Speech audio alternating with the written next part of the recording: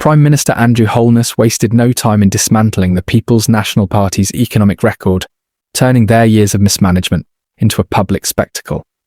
With hard numbers and historic comparisons, he didn't just criticise, he made a mockery of the PNP's handling of Jamaica's economy, highlighting their legacy of high inflation, wage freezes, and national debt.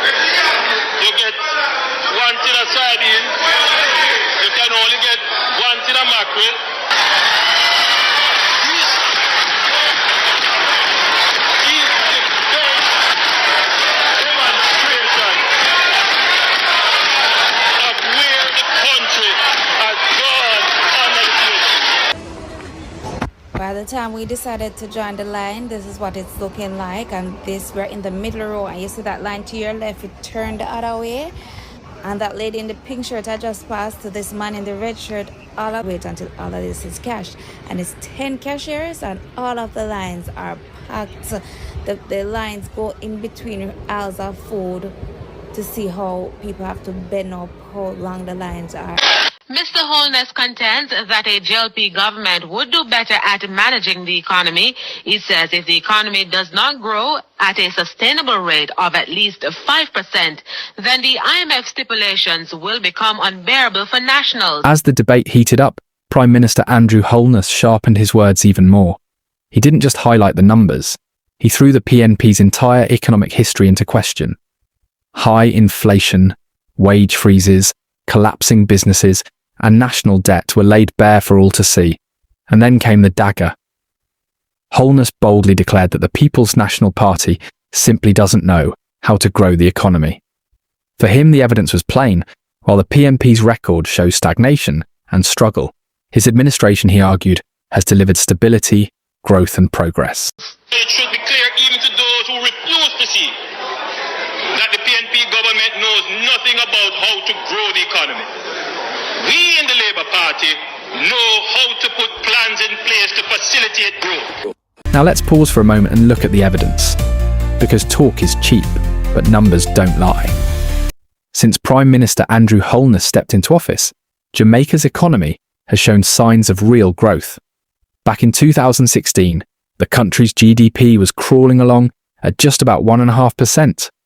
But fast forward, under his administration, growth peaked at over 5% in 2022. Madam Speaker, perhaps one of the most remarkable indicators of our economic transformation is our debt-to-GDP ratio, which has fallen from unprecedented levels.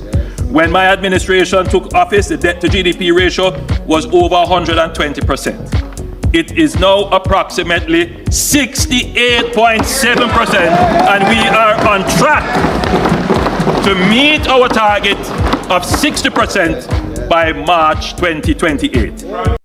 And even through global challenges, Jamaica has stayed on the path of progress. Unemployment tells an even bigger story.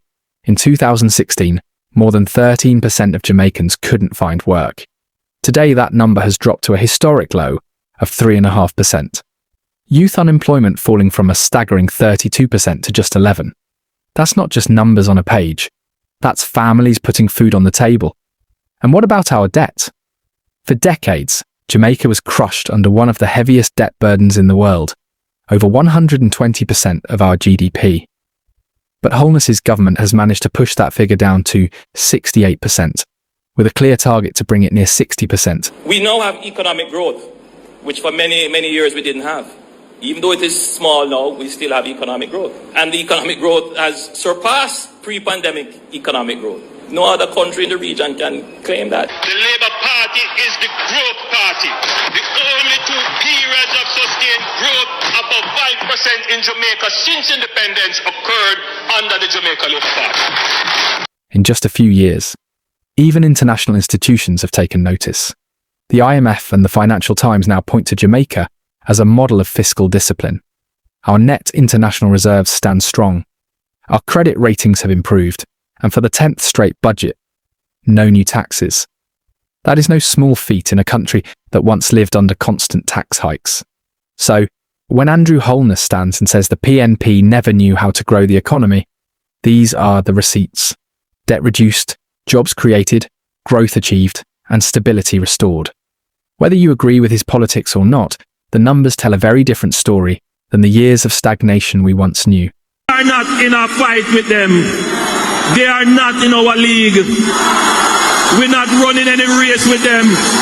We have too many things to show. We have the achievements. For the first time ever, a government can campaign on what it has achieved. A government can campaign on showing the people what will come, not empty promises, but you can look on the track record of achievement and make a judgment. If you were to ask yourself who is capable of delivering the future that you want, then it must be the Jamaica Labour Party.